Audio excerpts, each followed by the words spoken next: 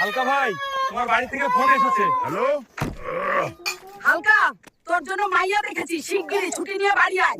Sir আমার বিয়ে ঠিক হয়ে গেছে, আমার 1 মাসের ছুটি লাগবে। কি বলছো হাল্ক? বিয়ের জন্য মাত্র 1 মাস? আমি তোমাকে পুরো 2 মাস দিলাম, যাও এনজয় করো। আরে ওস্তাদ, 2 মাসের ছুটি পেয়েছি, এবার ধুমধাম করে বিয়ে হবে। রাস্তা ছাড়ো সবাই, আর্মি হাল্ক বাড়ি আসছে।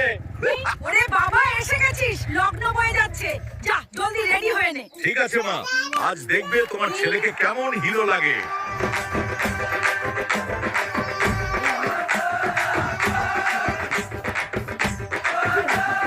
হালকা ভাই থামুন, হেডকোয়ার্টার থেকে ইমার্জেন্সি ফোন এসেছে। হ্যালো হালকা ভাই, শিগগিরই আসুন, বর্ডার পরিস্থিতি খুব খারাপ, আমরা আর পারছি না।